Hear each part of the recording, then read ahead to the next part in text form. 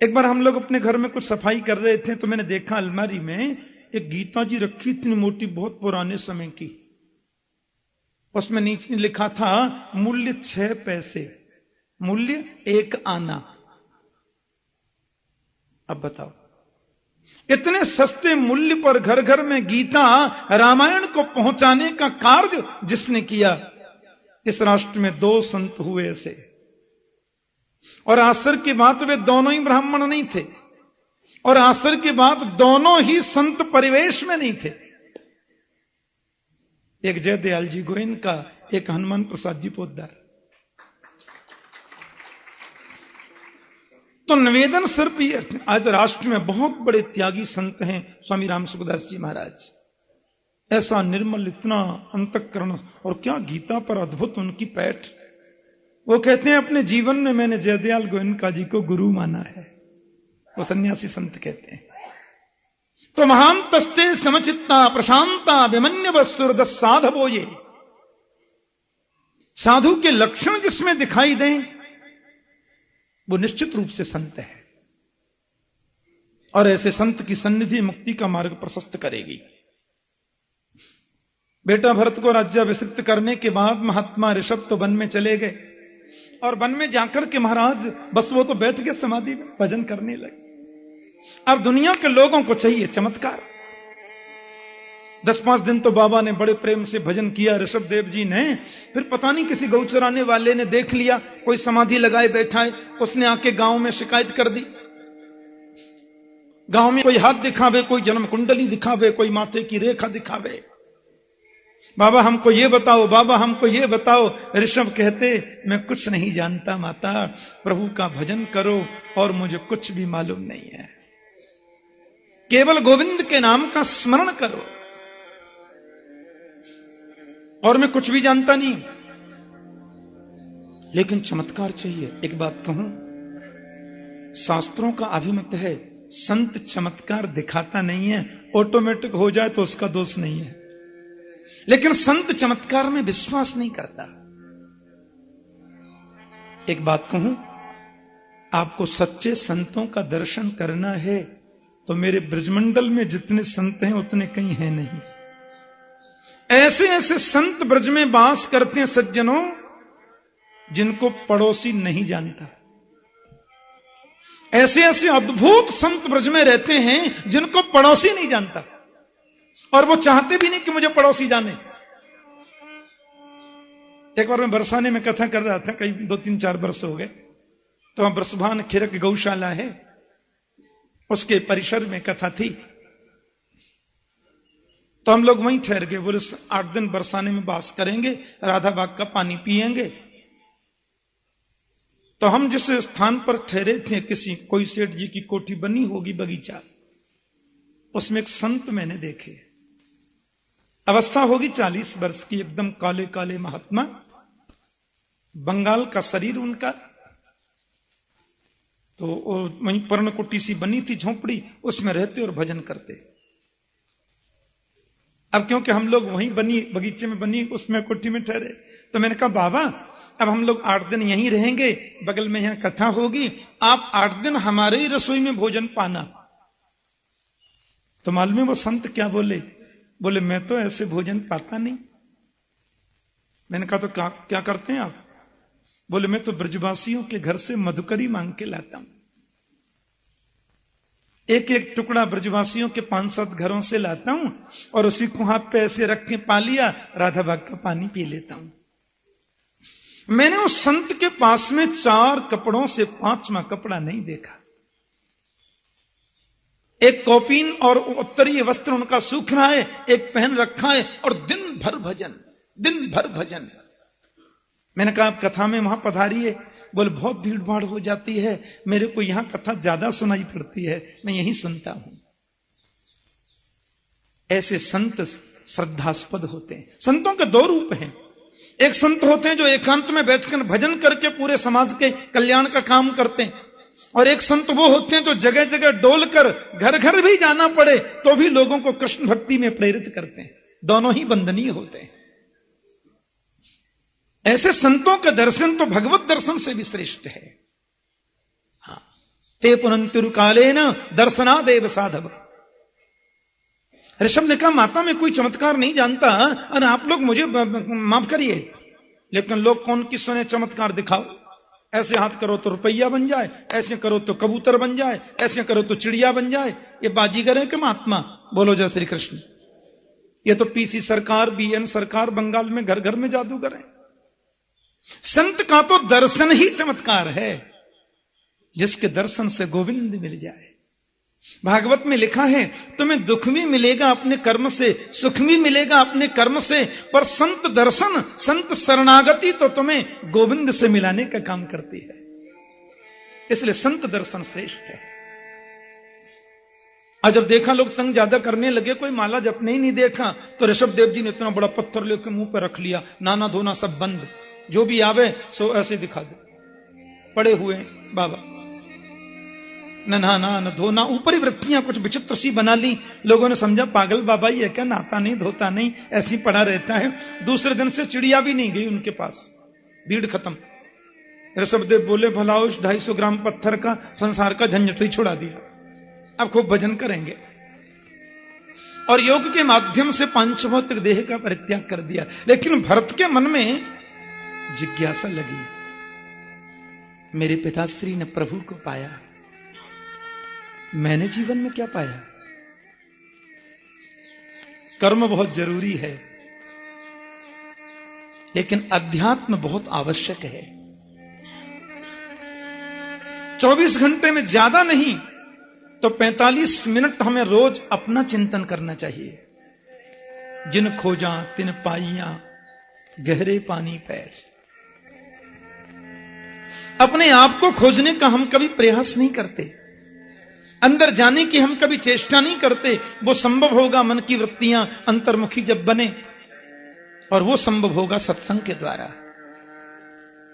महात्मा भरत ने देखा कि आधी उम्र से ज्यादा मेरी निकल चुकी, अपने पुत्र सुमति को राज्याभिषिक्त करके भरत भी वन में चले आए, सर्वस्व त्याग दिया। लेकिन सावधान, हम कितने ही बड़े त्यागी हो जाएं, कितने ही बड़े महात्मा, लेकिन सावधानी हटी और दुर्घटना घटी। अब भरत ने अपना सर्वस्व त्यागा है। गंडकी नदी के पावन तट पर छोटी सी पर्णकुटी है, वहां बैठ जाते, गंडकी स्नान करते, निर्मल जल पान करते। परोरजस सवितुर्जात वेदो देवस्य भर्गो मनसेदम जजान। गायत्री मंत्र का अनुष्ठान करते, ब्रह्म गायत्री, फिर वासुदेव गायत्री का अनुष्ठान करते, फिर द्वादशाक्षर मंत्र की 200 मालाओं का जाप करते। बहुत बड़ा त्यागमय जीवन। लेकिन घटना घट गई। एक दिन स्नान कर रहे थे, कोई गर्भवती हिरणी जलपान करने को आई। बड़ी भीरू होती है हिरण। पीछे से किसी शेर की दहाड़ को सुना, भय के मारे नदी में कूद गई, जल्दी जल्दी नदी पार कर रही है। उसके गर्भस्थ शिशु ने बीच नदी में जन्म ले लिया। सुखदेव कहते हैं, राजन, एक तो प्रसव की पीड़ा, दूसरे शेर का भय, दूसरी पार पे जाते ही वो तो मर गई। कंठवर जल में खड़े होकर महात्मा भरत सूर्यार्घ दे रहे थे, संध्योपासना कर रहे थे। अब उन्होंने उस बहते हुए हिरण के बच्चे को देखा, करुणा जगी आई संत के मन में। उसको गोदी में उठा करके लाए, अपनी कुटिया पर इतना बर्फीला पानी, ठंडा पानी, अग्नि जलाकर उस हिरण के बच्चे की ठंडक बुझाई, अपना कंबल उड़ाया। अच्छा किया। परहित बस जिनके मन माही, तिन कहूं जग दुर्लभ कछु नाही। लेकिन भरत जी ने बहते हुए हिरण के बच्चे को बचाया, बहुत बड़ा उपकार किया। यह उपकार सच्चा कब माना जाता? जब 10-5 दिन उसको अपने पास में रखते, फिर हिरणों के झुंड में छोड़े आते, बेटा अब तुम अपनी बिरादरी में रहो और मुझे मेरा काम भजन करने दो। ये तो सही था। लेकिन उसको नहलाते हैं, धुलाते हैं, खिलाते हैं, पिलाते हैं। धीरे धीरे धीरे धीरे धीरे इनकी उसके प्रति ममता हो गई।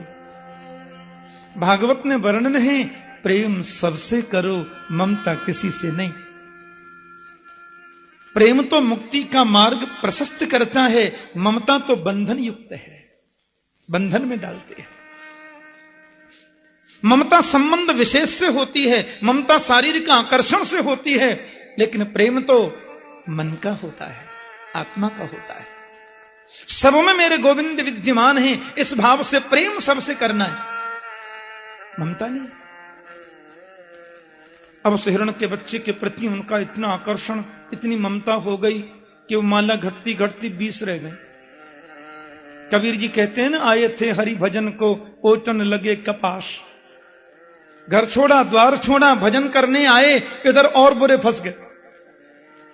और सुनो, हाथ में माला चल रही है, मुंह पे मंत्र चल रहा है, और दिल में हिरण का बेटा बैठा है। और कभी कभी ये माला जपते और वो हिरण अपने मुंह से इनका पीठ खुजलाता तो माला छोड़ के उसको गोद में ले लेते। कहते हमको पिताश्री मानता है, मैं ही तो इसका सब कुछ हूं, इसका कौन है दुनिया में। जन्म जन्म मुनि जतन कराही, अंतराम कहीं आवत नाही। मृत्यु का समय आ गया, न राम का चिंतन, न पर ब्रह्म का चिंतन, न आत्मचिंतन, बेटा हिरण करते करते मर गए। और शास्त्र कहते हैं अंतिम समय तन्मयता से जिसका चिंतन ज्यादा करोगे उस शरीर में तुमको जाना पड़ सकता है। जरूरी नहीं है, लेकिन हो सकता है ऐसा। और ये हिरण बन गए। लेकिन गोविंद कहते हैं कि थोड़ा सा किया गया धर्म भी त्रायते महतो भयात, जीव को कभी कभी बड़े बड़े भयों से त्राण करता है, बचाता है, रक्षा करता है। पूर्व जन्म में किए गए भजन का ही ये प्रताप है कि हिरण बनने के बाद भी महात्मा भरत की विस्मृति नहीं हुई। और बोले देखो, मैं हिरण के बच्चे के प्रति ऐसा मेरा ममत्व हुआ, मुझे हिरण बनना पड़ा है। अब तो ये महाराज सूखी घास खाते, शरीर मिला है, भोगना तो पड़ेगा। हिरणों के झुंड से दूर रहते। एक बार जंगल में आग लग गई, सब हिरण निकल के चले गए, नहीं गए और अपने देह का परित्याग कर दिया।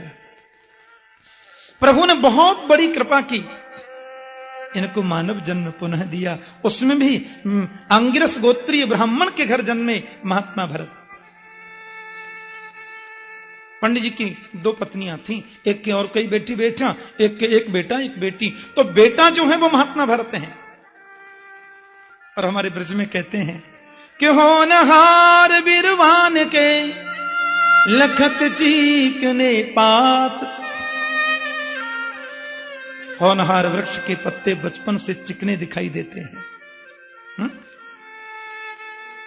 पिताश्री इनके बड़े ज्योतिषाचार्य, उन्होंने देखा चेहरे को और पाया, क्योंकि चेहरा जो होता है ना पूरे शरीर का कैमरा होता है। हाँ, आदमी कितने पानी में, वो चेहरे को देखने से पता चल जाती है कितना पढ़ा लिखा है, कितना विद्वान है, कितना बनावटी है, कितना सच्चा है, कितना प्रेमी है, ये उसके चेहरे पर लिखा होता है। ऐसा वर्णन है शास्त्र में। पिताश्री ने देखा इस बालक के चेहरे की आभा, इसकी मस्तिष्क की रेखा बताती हैं कि यह बहुत बड़ा विद्वान होगा। भरत जी ने सोचा, आपने बहुत बड़ी कृपा कर दी है, मुझे मानव जन्म दे दिया है, एक क्षण भी अपने जीवन का बर्बाद अब जाने नहीं दूंगा। अब तो कनेक्शन उधर ही जोड़ करके रखना है, संकल्प ले लिया।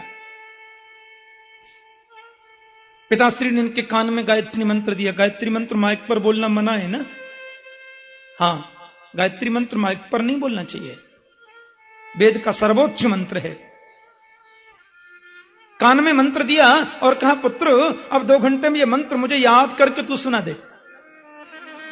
भरत जी बोले, आज यदि मैंने मंत्र सुना दिया तो कल कहेंगे अब सत्यनारायण की कथा याद कर लो, फिर कहेंगे अब गृह शांति याद कर लो, फिर कहेंगे यजमान के बेटा हुआ है नामकरण कराया, फिर कहेंगे उनकी शादी है तो शादी पढ़ाया, ब्राह्मण का कार्य।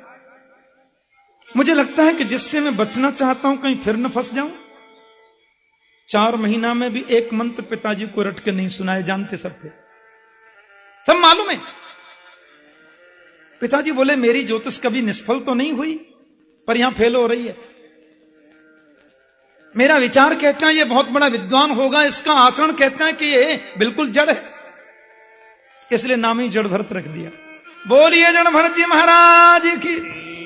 ऐसा निर्मल जीवन, दुनिया पागल कहे परवाह नहीं, दुनिया कुछ बोले मालूम नहीं, सारी दुनिया रूठे एक तू न रूठा चाहिए है?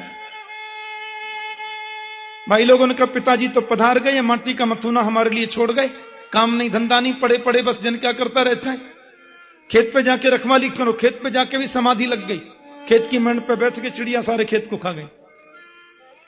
भाइयों ने कहा हमने तुमको इसलिए भेजा था कि आंख बंद करके बैठ जाना, जाओ यहां से, घर से निष्कासित कर दिया, चले गए। कहां जाना है मालूम नहीं, कहां रुकना है मालूम नहीं। मैं नित्य हूं, मुक्त हूं, सिद्ध हूं, चिन्मय हूं, शाश्वत हूं, अविनाशी हूं। यह चिंतन करते करते जिसका मन आत्मा पर केंद्रित हो जाए, उसके देहाध्यास की निवृत्ति हो जाती है। और देहाध्यास निवृत्त हो जाने के बाद में उसी को अवधूत वृत्ति भी बोलते हैं, ध्यान देना। फिर गुलाब की माला पहनाओ तो कोई असर नहीं, 2 मुट्ठी बालू फेंक दो तो कोई असर नहीं, वेद के मंत्रों से स्तुति गा दो उसकी तो भी कोई असर नहीं, और 10-5 अशुभ वाक्य बोल दो तो भी कोई फर्क नहीं। ऐसी वृत्ति बन जाती है। एक 4 अंगुल की कौपीन के अलावा शरीर पर कोई वस्त्र नहीं, बड़ा हृष्ट पुष्ट गठीला वदन है। चाह गई चिंता नशी मनुआ वे परवाह, जिसको कछु न चाहिए सोई शाहंशाह। वर्णन आता है, भीलों ने पकड़ लिया इनको, माता जी की बलि देंगे। मां बोली मैं कभी बोलती हूं क्या किसी की बलि दो? अरे तुम लोग अपने स्वार्थ के लिए जीव हत्या करते हो मेरा नाम लेके, और फिर ये महापुरुष, इसको जरा भी कुछ हो गया ये तो बहुत बड़ा अपराध हो जाएगा। भद्रकाली प्रकट हो गई, या देवी सर्वभूतेषु मातृरूपेण संस्थिता, नमस्तस्यै नमस्तस्यै नमस्तस्यै नमो नमः। माता जी ने भीलों को दंडित किया और महात्मा जड़ भरत जी छूट गए। मां की स्तुति गाई और स्तवन करने के बाद में जड़ भरत चले गए। कहां जाना है मालूम नहीं, चल रहे हैं वही रास्ता है, रुक गए वही आश्रम है। चरणों में पादुका नहीं, कौपीन के अलावा शरीर पर कोई वस्त्र नहीं, जनेऊ मोटा धारण किया हुआ विप्र रूप है। मार्ग में जा रहे थे तो कहते सामने से सिंधु सौवीर देश का राजा रहुगण आ गया। थोड़ा ध्यान से सुनना, भागवत का जो 5 संवाद है ना भागवत जी में, उसमें एक संवाद अभी प्रारंभ कर रहे हैं सुखदेव स्वामी। सामने से रहुगण नाम का सिंधु सौवीर देश का राजा आ रहा है, पालकी ढोके चल रहे हैं। 4-5 लोग पालकी ढोते हैं ना, आपने देखी हो, 2-4 आगे 2-4 पीछे, बीच में राजा जी बैठे। एक व्यक्ति अस्वस्थ हो गया, बोले क्षमा करें भगवान, मैं पालकी चलाने में असमर्थ हूं, मुझे कुछ तकलीफ है। तो राजा ने बड़े गुमान में भर के कह दिया तुम नहीं चला सकते तो क्या हुआ, सारी प्रजा तो हमारे लिए सेवक के समान ही है, अब जो भी तुम्हें मिल जाए उसी को पालकी में जोत लो। और तो कोई मिला नहीं, मोटे ताजे महात्मा जी मिल गए। शरीर तो हृष्ट पुष्ट था ही। कहार लोगों ने देखा बाबा आओ, चले गए और अपने कंधे से पालकी हटा के इनके कंधे पर धर दे, परवाह नहीं, कोई चिंता नहीं। इतना बड़ा मनीषी, इतना बड़ा तत्वज्ञ, इतना बड़ा आत्मज्ञानी एक साधारण से राजा की पालकी को लेके चल रहा है, जरा भी टेंशन नहीं। लेकिन उनका नियम था जब रास्ते में चलते तो 4-5 हाथ जमीन देखते चलते, मेरे पैर के नीचे कोई चेंटी न आ जाए। और अकस्मात इनके पैर के नीचे कोई जीव जंतु, कोई चेंटी आ गई तो बाबा 5 हाथ ऊपर उछल गया, हे भगवान मर तो नहीं गई। अच्छा एक बात बताओ, पालकी ढोने वाला यदि उछलेगा तो बैठने वाले की हालत क्या होगी? राजा का सिर ऊपर की बल्ली में लगा और डांट करके बोला तुम लोग ढंग से पालकी नहीं चलाते हो, मेरे कोमल सिर में चोट लग गई। महाराज क्षमा करें, हम तो ठीक ही चलाते हैं, मोटा बाबा लगाया है, बार बार उछल जाता है। रहुगण ने जड़ भरत जी को देखा, वो क्या समझेगा इस महापुरुष को, जैसे कोई पागल से बात करे वैसे उनसे बात करने लगा। क्यों पहली बार आए हो मेरे राज्य में? अरे हमारी पालकी ढोने के लिए बड़े बड़े लोग तरसते हैं, तुम्हें पालकी ढोने की सेवा मिली तो ढंग से चल भी नहीं सकते, ठीक से चलो। जड़भरत जी ने तो कुछ ध्यान ही नहीं दिया, कोई जवाब भी नहीं दिया। फिर चेंटा आ गया पैर के नीचे, फिर उछल गया। रहुगण ने डांट करके कहा, इतना मोटा ताजा शरीर लिए घूमता है, पालकी नहीं चलती, ठीक से चलो। महात्मा जी ने कोई जवाब नहीं दिया। फिर आ गई पैर के नीचे चेंटी, फिर बाबा उछल गए। अब तो रहुगण के क्रोध का ठिकाना नहीं रहा। डांट करके बोला, बार बार कहता हूं पालकी ढंग से चलाओ, लेकिन तुम सुनते नहीं हो। तुम तो जीवित ही मुर्दे के समान प्रतीत होते हो भाई। जैसे मुर्दे के सामने कोई कितना भी बोले, उसमें प्राण ही नहीं है तो जवाब देगा कहां से? या तो पालकी ढंग से चलाओ, नहीं हम तुम्हारी ऐसी चिकित्सा करेंगे, जीवन में याद रखोगे, समझे? करो भी ते चिकित्सा, क्योंकि दंड देने में यमराज के बाद मेरा ही नंबर है। ये बात सुनी तो महात्मा जड़भरत जी खड़े हो गए और इस संत के नेत्रों में करुणा के आंसू आ गए। मन में सोचा, आज तो मुझे बोलना होगा, इस मानव के कल्याण के लिए मुझे बोलना होगा, और इसमें इसका दोष भी नहीं है, लेकिन मेरा कर्तव्य बनता है कि मैं इससे कहूं कि तुम जो कह रहे हो वो पूर्ण सत्य नहीं है। ऐसा गजब का बोले जड़भरत, ऐसा अद्भुत बोले।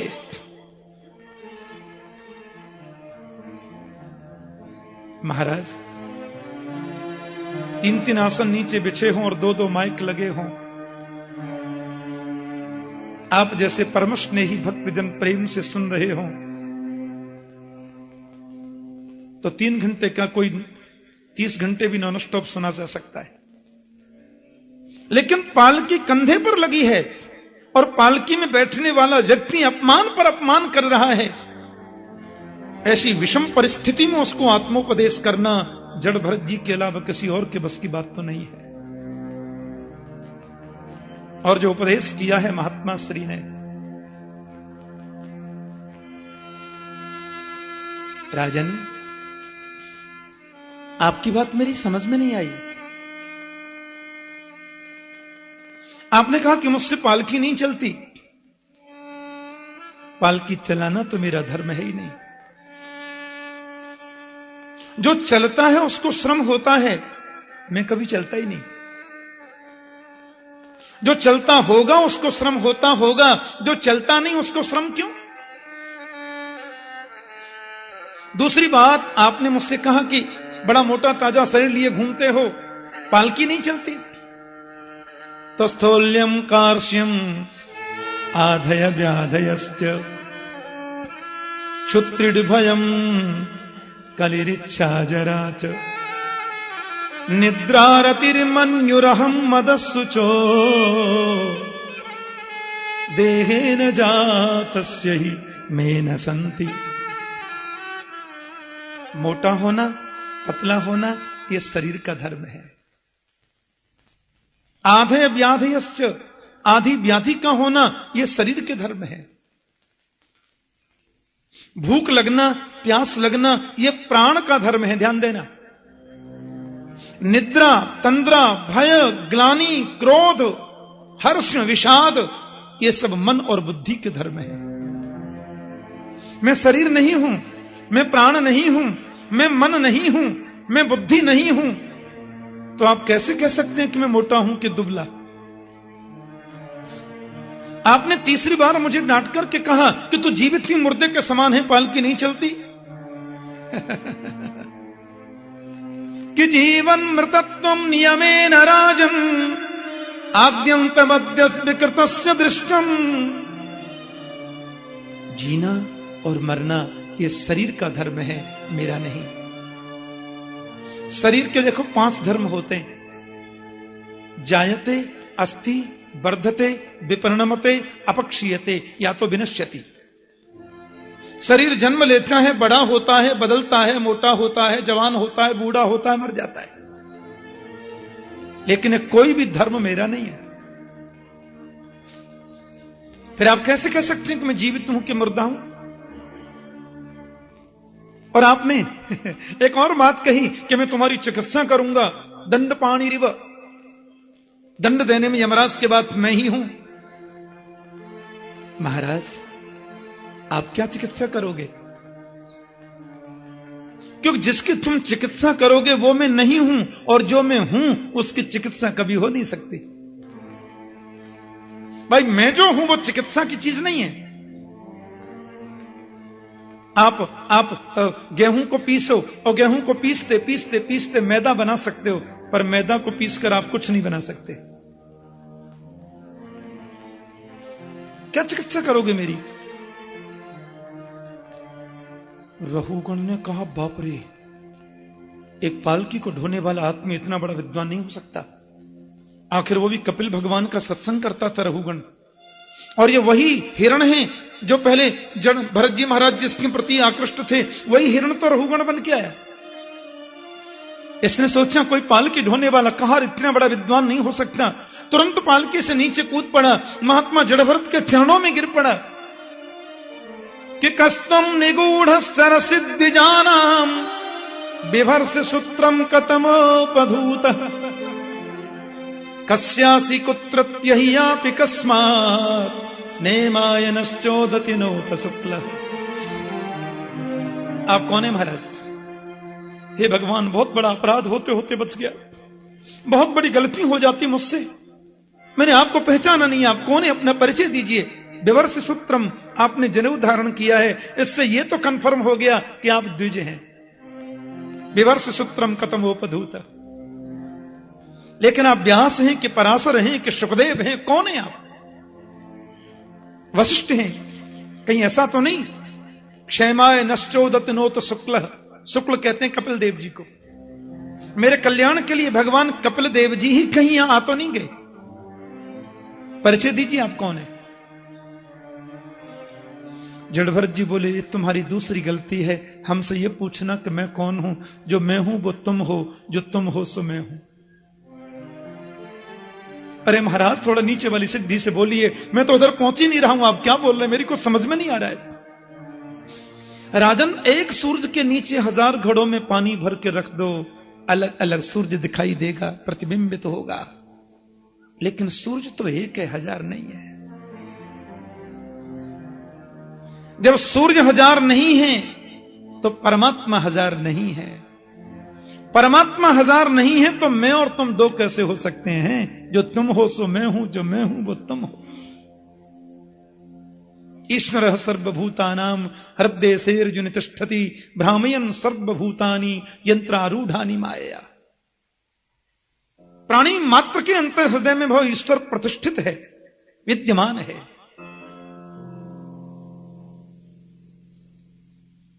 आत्मा निर्विकल्प है, निर्विशेष है, निरीह है, अविनाशी है, अपरिवर्तनीय है।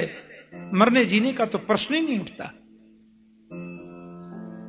रघुगण का एक बात बताइए, आखिर उसने भी सत्संग तो किया ही था, और देखो सत्संग जो लोग करते हैं ना, उनकी रहन सहन, उनकी बोलचाल, सब में कुछ भिन्नता आती है। अन्य लोगों की अपेक्षा उनका सब कुछ आपको भिन्न दिखाई देगा।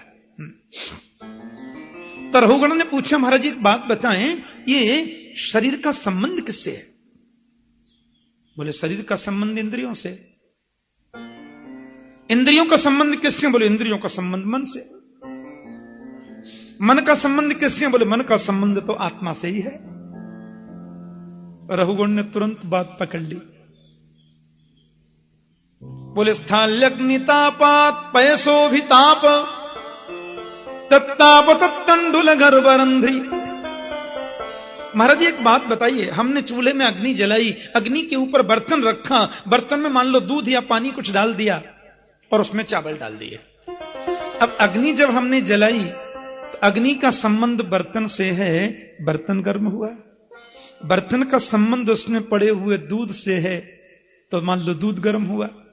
अब दूध का संबंध उसमें पड़े चावल से है, तो पहले चावल का बाहरी भाग गर्म हुआ, फिर तंडुल गर्भरंधी, फिर तंडुल अंदर से गर्म हुआ और भात बन के तैयार हो गया, या तो खीर बन गया। अरे महाराज, शरीर का संबंध जब इंद्रियों से है तो शरीर का कष्ट इंद्रियों को मिलेगा।